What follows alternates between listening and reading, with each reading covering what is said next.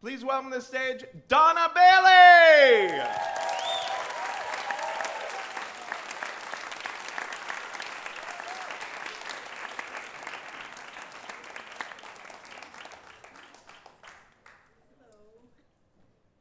I've got hip replacement surgery coming up. Okay.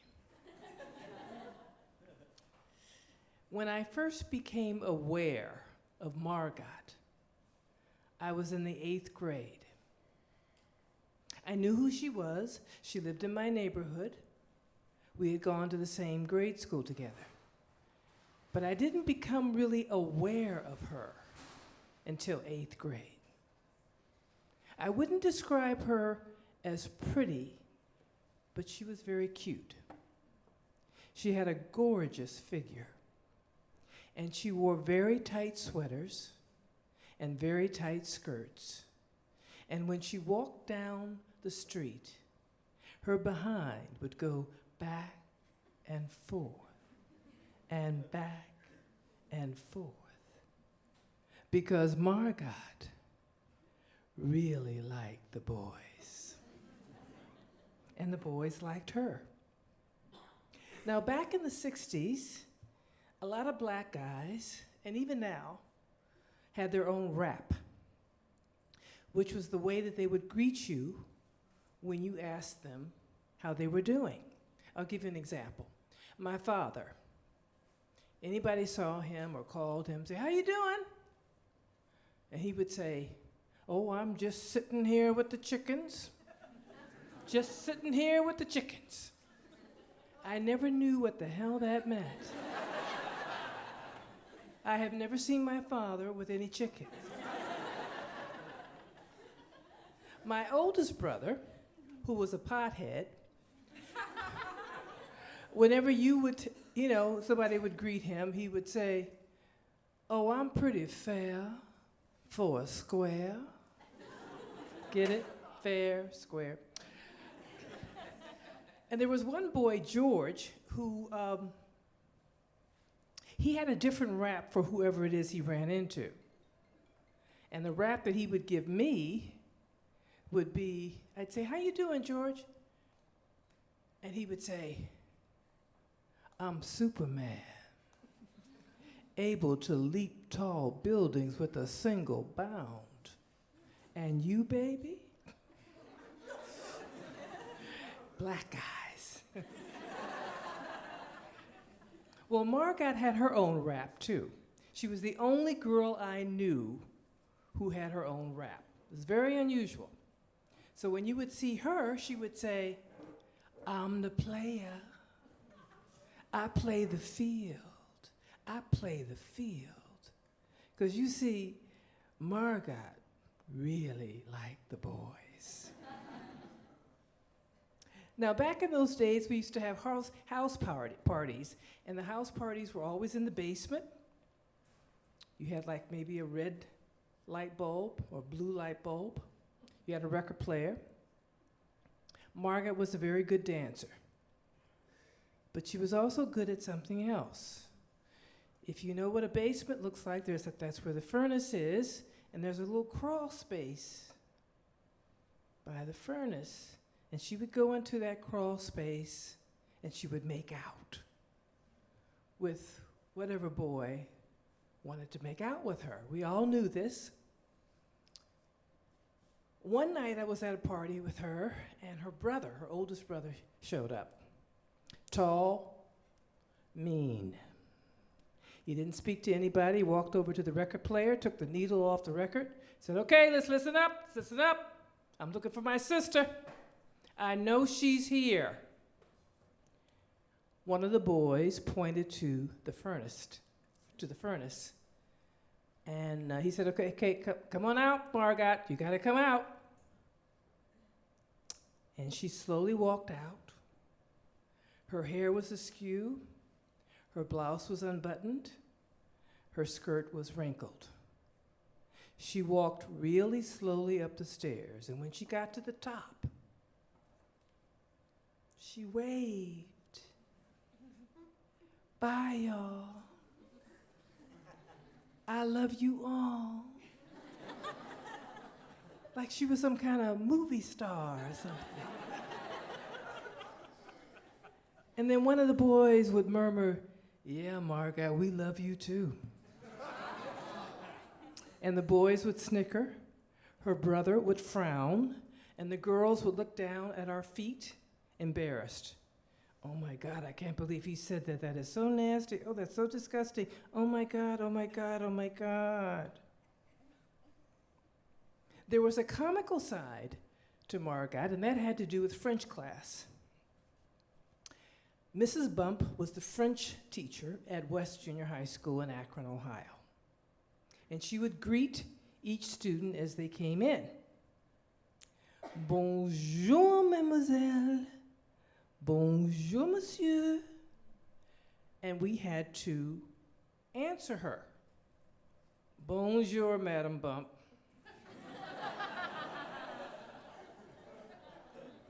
The funny part of that class was when Margot was asked to recite. I don't know whether Margot just didn't want to speak French properly, or she just didn't know how to do it. I'll give you an example. Comment allez-vous? Margot's version was, "Come on, allez-vous, baby." Pas de quoi beaucoup? We thought that was so funny. Mrs. Bump did not. "Non, non, non. Comment allez-vous? Come on, allez-vous, baby." Margot, Margot. She insisted on calling her Margot. And this would piss Margot off. "No, my name is Margot." "No, no, no. The T is silent." "No, it's not." "Yes, it is." "No, it's not." Sometimes the arguing would get so bad, Margot would be sent to the principal's office. I knew she was failing in that class, and I asked her, I said, "Margot, why did you sign up for French?" She said, "Oh, girl, French is a love language. You know, English ain't got no love in it, Donna." And I looked at her for a moment and I said, "Yeah, okay. Yeah, I see." When we got to high school, her reputation was pretty much set in stone. Boys would walk through the hallways and they would say, "Margot's got it. Pass the word. Margot's got it. Pass the word." But she didn't seem to care about what people said behind her back. "I'm the player. I play the field. I play the field." We graduated in 1966. And I guess about a year after that, I ran into her at J.C. Penney. She looked a little rough around the edges. There were rumors that she was a prostitute. But I knew that couldn't have been true because her parents were very strict and she was still living at home. "How you doing, Margot?" "Oh, you know me, girl. I'm the player. I play the field. I play the field." "Donna, are you in college now?" I said, yeah. "You like school?" "I love school." Girl, I couldn't handle that school mess, girl. I just couldn't do it, you know? I couldn't do it. You know, all that T is silent shit, you know, I just couldn't do it.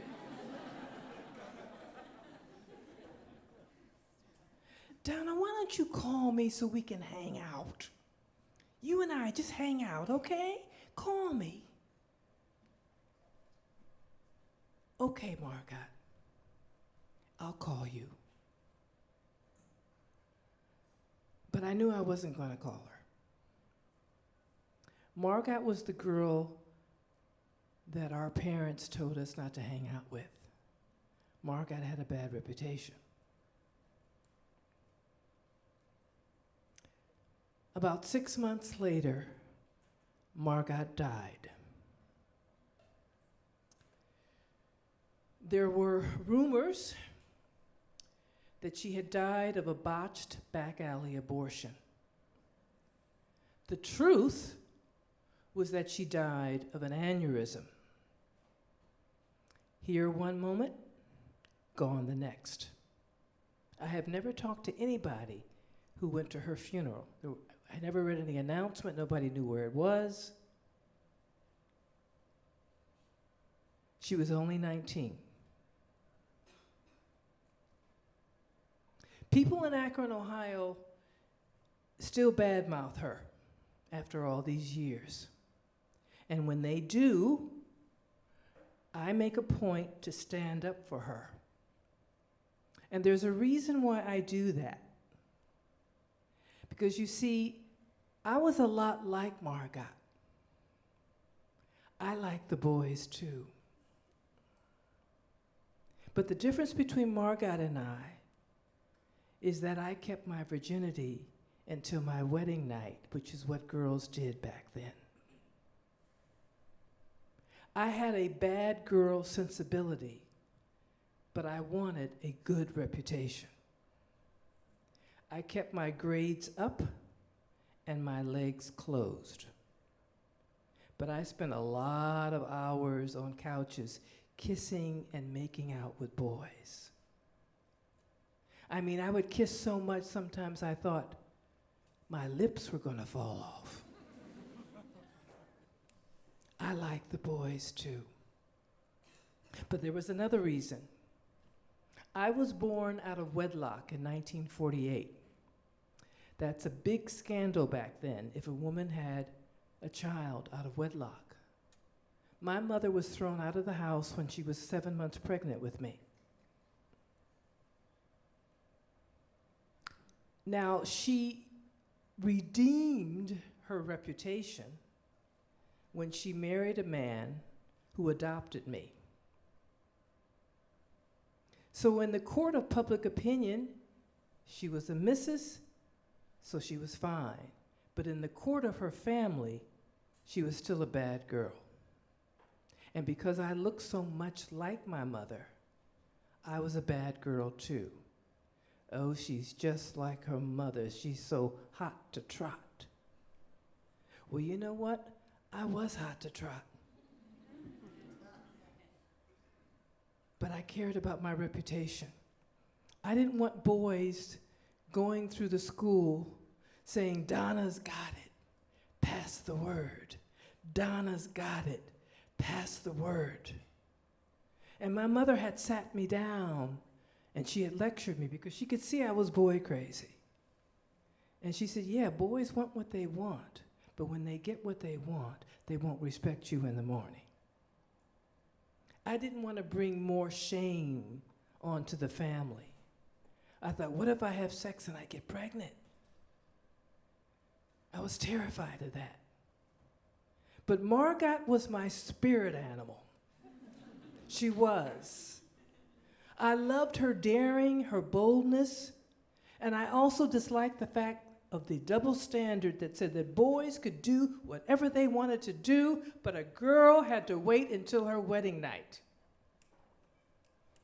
So when they start up with me in Akron, Ohio, and they start bad-mouthing her, because you see, I know a whole lot of born-again Christians there. They love putting people down. Because let's face it, folks, at the end of the day, when all is said and done, Margot never hurt anybody. Thank you for listening to my story.